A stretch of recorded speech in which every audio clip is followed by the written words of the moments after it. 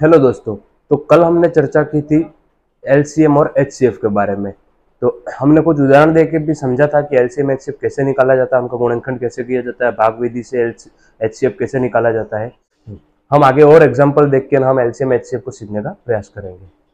तो एग्जाम्पल पहला है, दो संख्याओं का लस उसके मस का 44 गुना है। लस तथा मस का योगफल 1125 है। यदि एक संख्या 25 है तो दूसरी संख्या होगी। ऑप्शन दे रखा है 1100, 975, 900 और 800।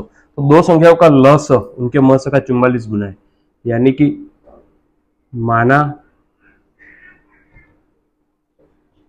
मस x है तो लस हो जाएगा, इसका 44 गुना है तो 44x।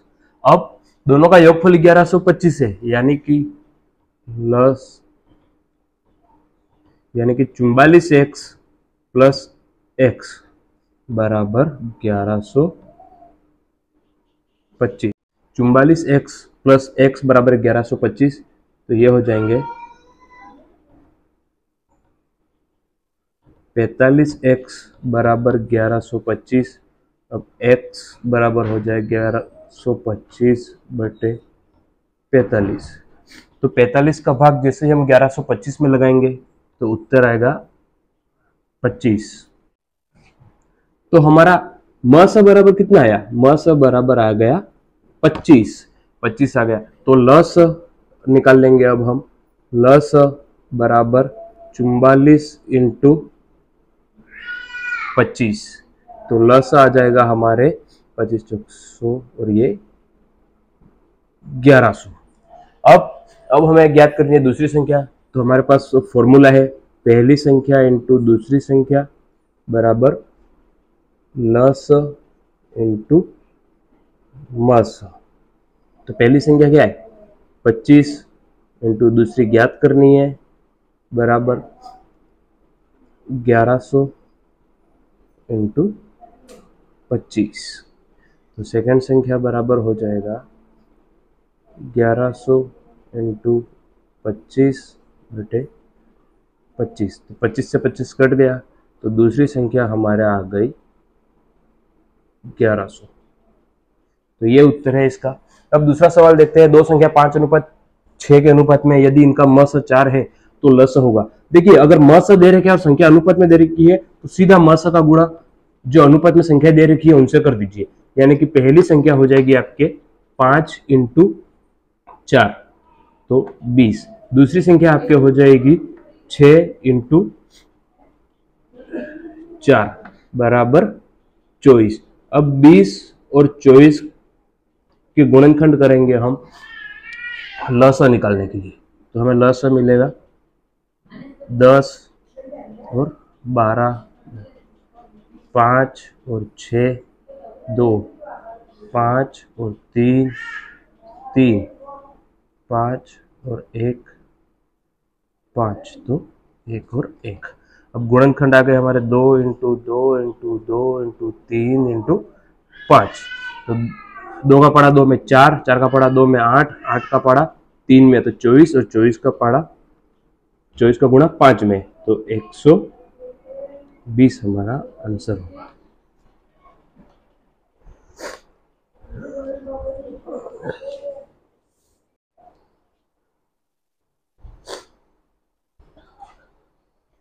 तो अब हमारे पास एग्जाम्पल है, दो संख्याएं 3:4 के अनुपात में है। यदि इनका लस 240 है तो दोनों में से छोटी संख्या क्या होगी?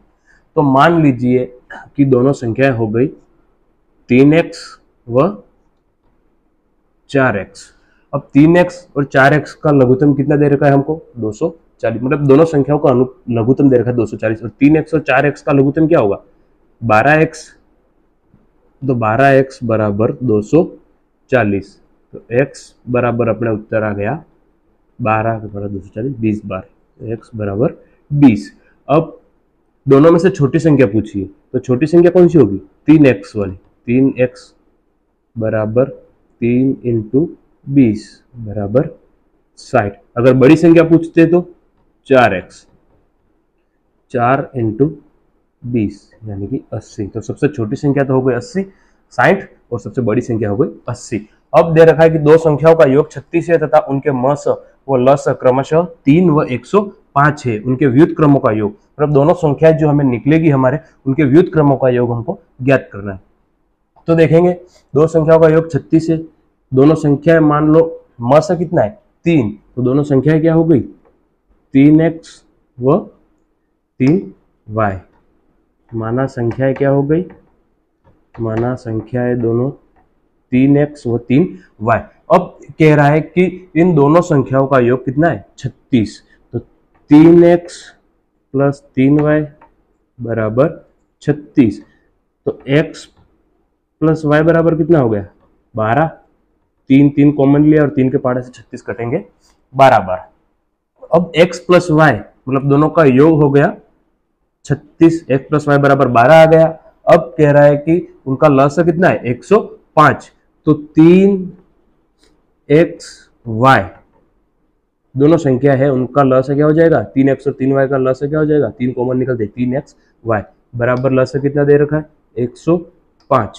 तो एक्स वाई बराबर हो गया हमारे 105 बटे 3। तो एक्स वाई का उत्तर आ गया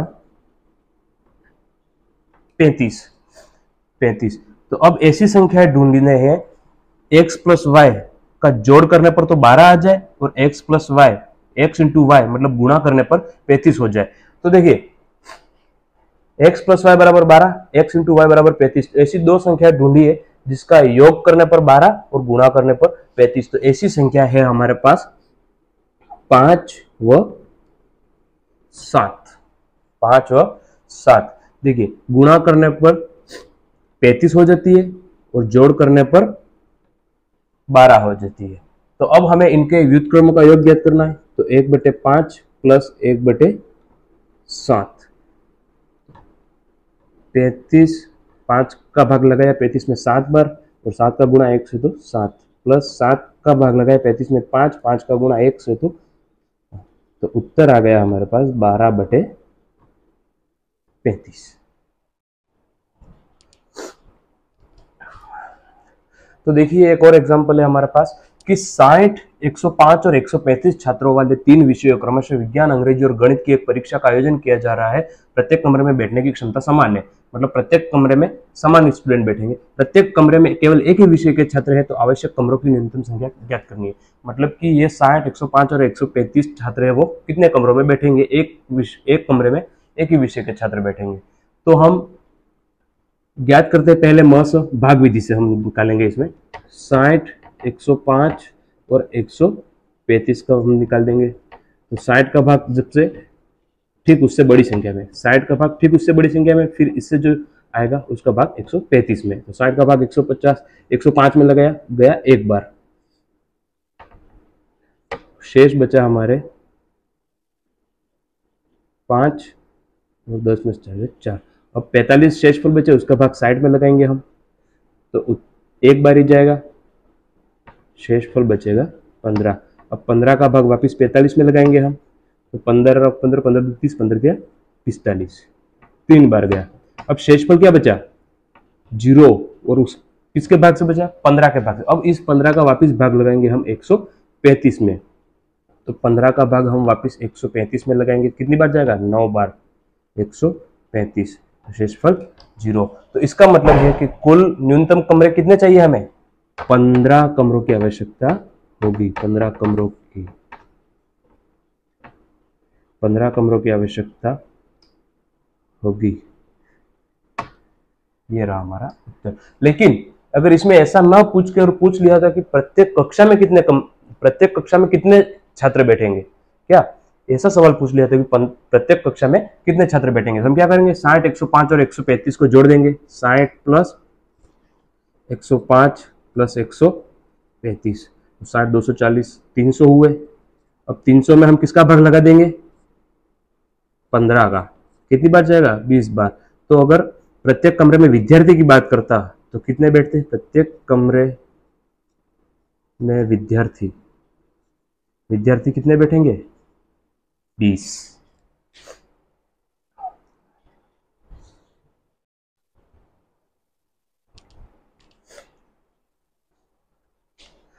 तो हमारे पास फिर से एक एग्जाम्पल, दो एग्जाम्पल है, हम उसको देख के सवाल करते हैं कि 3 चौराहों पर लाल बत्तियां क्रमशः 48, 72 और 108 सेकंड बाद बदलती है। यदि ये सभी 8:20 पर बदलती है तो वह पुनः एक साथ कितने समय पर बदलेगी। इसका आंसर हमें निकालना है। तो देखिए, जब ये अंतराल वाले सवाल आते हैं आपके पास, अंतराल वाले, जैसे कि दूसरा सवाल ये है कि 3 घड़ियां हैं जो 15, 20, 30 मिनट के अंतराल पर झंकार करती है और तीनों घड़ियां सुबह 10 बजे एक साथ झंकार करती है, तो तीनों घड़ियां किस समय पर एक साथ झंकार करती है। मतलब जो अंतराल वाले सवाल आ जाते हैं, जैसे कि ये लाल बत्तियां एक साथ वापस कब बदलेगी, या तीनों घड़ियां एक साथ कब बजेगी या झंकार करेगी, तो इस प्रकार के सवाल में हमेशा हमको एलसीएम यानी कि लघुत्तम निकालना पड़ेगा। तो पहला एग्जांपल हम देख लेते हैं, 48, 72 और 108। 48, 72 व 108 का लस अगर हम निकालते हैं तो उत्तर आएगा 432, यानी कि कुल 432 सेकेंड, 432 सेकेंड बाद ये पुनः बत्तियां एक साथ बदलेगी। तो 432 सेकंड में कितने मिनट आते हैं? 60 मिनट और 12 सेकंड, यानी कि ये पहले 8:20 पर एक साथ बदलती थी, तो अब 8:20 और 7 सेकंड 12 सेकंड फिर हम जोड़ देंगे उसमें, तो 8:27 और 12 सेकंड पर एक साथ ये पुनः बदलेगी। इसी तरह दूसरा सवाल, एक दुकान में 3 घड़ियां हैं जो क्रमशः 15, 20 व 30 मिनट के अंतराल पर झंकार करती है। ये तीनों घड़ियां सुबह 10 बजे एक साथ झंकार करती है, पुनः तीनों घड़ियां किस समय पर एक साथ झंकार करेगी। इसमें भी वही अंतराल वाली बात आ रही है कि एक साथ फिर वापस कब झंकार करेगी। तो देखते हैं, 15, 20 और 30 का हम एलसीएम निकाल देते हैं। 15, 20 व 30 का लसा हो जाएगा हमारे पास, क्या आएगा? 60, यानी कि 60 मिनट बाद ये तीनों एक साथ वापस झंकार करेगी। 60 मिनट बाद, तो पहले 10 बजे करती थी एक साथ झंकार, तो 60 मिनट बाद यानी कि 1 घंटा, 60 मिनट यानी कि 1 घंटा, 1 घंटे बाद झंकार करेगी। तो 10 + 1 यानी कि 11 बजे एक साथ झंकार करेगी।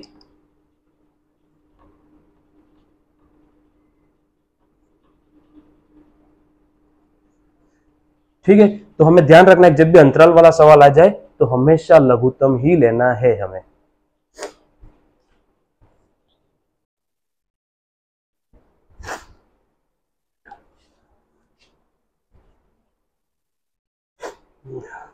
तो देखिए, हम कुछ और उदाहरण देखते हैं।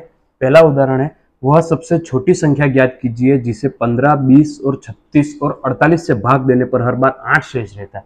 मतलब वह छोटी से छोटी संख्या हमें ज्ञात करनी है जिसमें 15 और 20 और 36 और 48 का भाग देने के बाद 8 शेष रहते हैं। मतलब हमें पहले तो वो संख्या ज्ञात करनी पड़ेगी 15, 20, 36 और 48 से पूरी की पूरी भाजित हो जाए। तो हमें पहले 15, 20, 36 और 48 का लघुत्तम लेना है। लघुत्तम लेने के बाद जो हमारा लघुत्तम आता है उसमें 8 जोड़ देंगे, तो हमारा वो आ जाएगा उत्तर। तो 15, 20, 36 व 48 का लस, 48 का लस हमारे पास आएगा सोल्व करने पर 720। कितना आएगा? 720। अब इस 720 में हम 8 जोड़ देते हैं तो उत्तर आ जाएगा हमारे 728। मतलब जब भी हम 15, 20, 36, 48 का भाग 720 में लगाएंगे तो पूरा का पूरा चले जाएगा, लेकिन 728 में लगाएंगे तो हमेशा हमारे पास शेषफल 8 बचेगा। दूसरा सवाल, अल्पतम पूर्ण वर्ग जिसे 4, 6, 15 प्रत्येक से विभाजित किया जा सके। तो देखिए, हम ऑप्शन से ही सॉल्व कर सकते हैं। तो अल्पतम पूर्ण वर्ग छोटी संख्या लेनी, 60 पूर्ण वर्ग है ही नहीं किसी का। अब 600 भी पूर्ण वर्ग है ही नहीं किसी संख्या का। अब 900 30 का पूर्ण वर्ग है, इसका है 30 का पूर्ण वर्ग होता है, 30 का वर्ग होता है 900। अब 900 में हम अगर 4 से भाग लगाएंगे तो पूरा का पूरा चला जाएगा, 6 का भाग लगाएंगे पूरा का पूरा चला जाएगा, 15 का भाग लगाएंगे 900 में तो पूरा का पूरा चला जाएगा। देख लेते हैं, 4 का भाग अगर हम 900 में लगाते हैं, 4 दूनी 8, 0 8 0 4 5 20, ये गया 225 बार। इसी तरह अगर 900 में 6 का भाग लगाते हैं तो 6 कम 6 6 पंच 30 और 150। इसी तरह 900 में हम अगर 15 का भाग लगाते हैं 15 6 90 और 60 उत्तर आएगा। तो इस तरह से हमारा उत्तर होगा 900।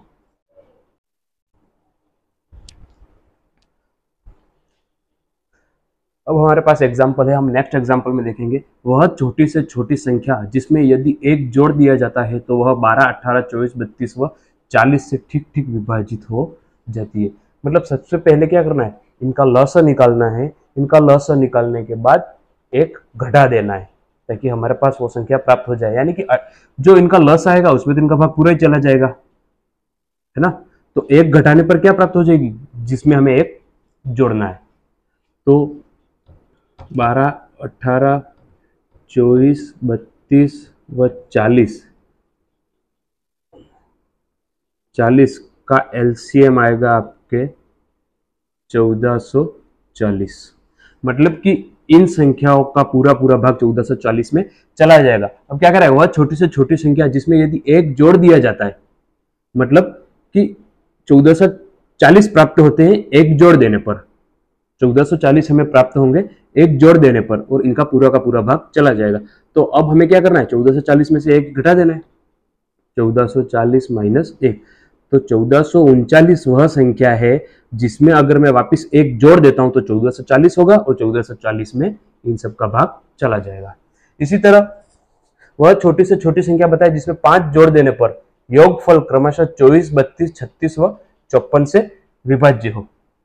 तो देखिए इसमें भी क्या करना है, सबसे पहले इनका एलसीएम निकालना है। एलसीएम निकालने के बाद जो संख्या हमें प्राप्त होती है उसमें से 5 को घटा देना है। तो देखते हैं 24, 32, 36 व 54 का एलसीएम या लस हमें मिलेगा 864।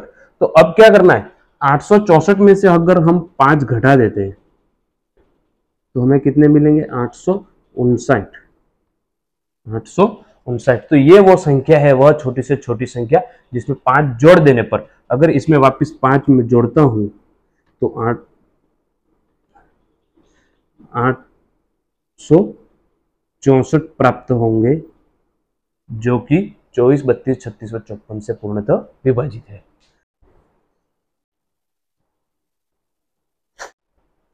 तो ये एक और एग्जाम्पल है जो हमारे एक विशेष छात्र ने हमको भेजा था कि सर इसका उत्तर नहीं आ रहा है और हमें इसका उत्तर निकाल के दीजिए। तो हम देखते हैं कि यदि मस 408 और 1032 का बराबर होगा 1032x माइनस 408y और x प्लस वाई बराबर 7 है तो x माइनस वाई ज्ञात करना है। ए 3, बी माइनस 3, सी 2, डी माइनस 2।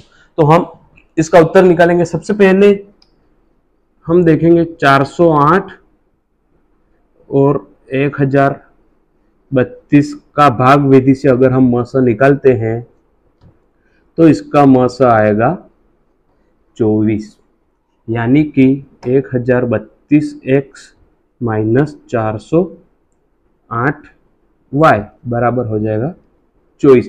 अब 24 का भाग 1032 में लगाते हैं और 24 का भाग 408 में भी लगाते हैं। तो 24 का भाग 1032 में लगाएंगे तो हमें उत्तर मिलेगा 43x माइनस 24 का भाग 408 में लगाएंगे तो हमें उत्तर मिलेगा 17y बराबर 1। तो ये तो हो गई हमारे पहली समीकरण। दूसरी समीकरण हमें दे रखी है x प्लस वाई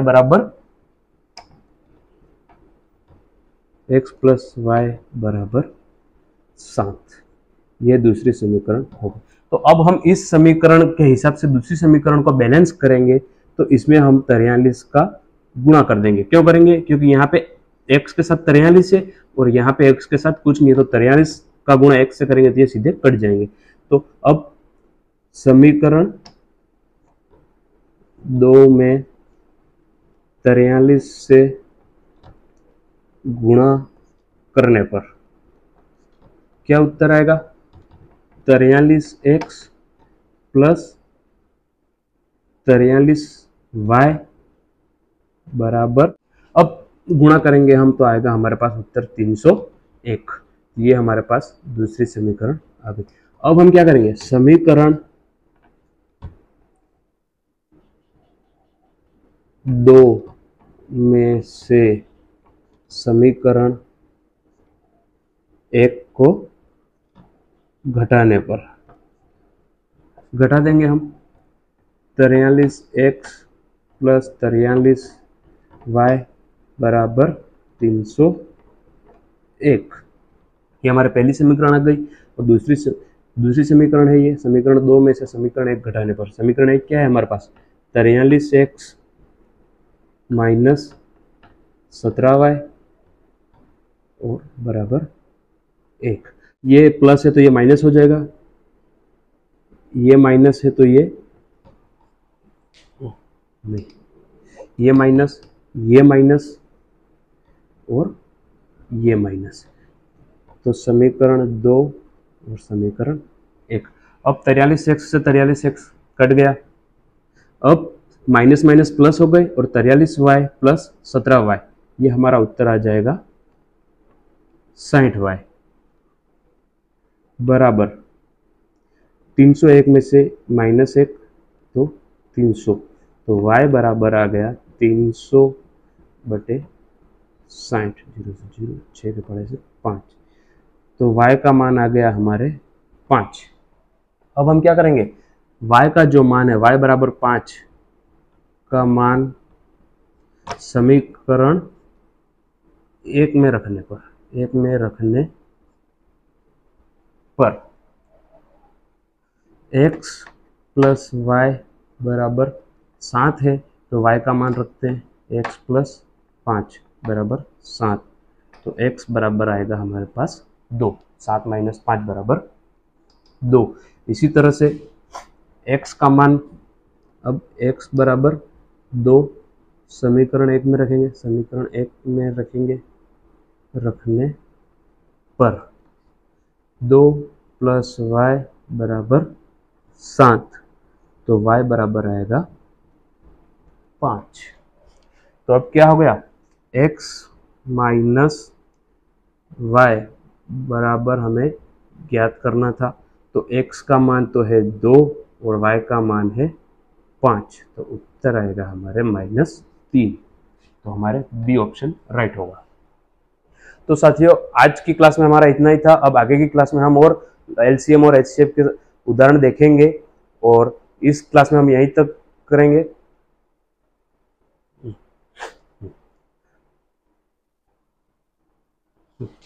तो साथियों आज की क्लास में हमारे पास इतने उदाहरण हैं। आज हम इतने उदाहरण सॉल्व करेंगे। अब अगली कक्षा में और उदाहरण सॉल्व कराऊंगा मैं आपको। तो आपको अगर हमारी कक्षा अच्छी लगती है, आपको ये तरीका पढ़ाने का अच्छा लगा मेरा, तो मेरे चैनल को प्लीज़ सब्सक्राइब कीजिए, लाइक कीजिए और शेयर कीजिए। धन्यवाद।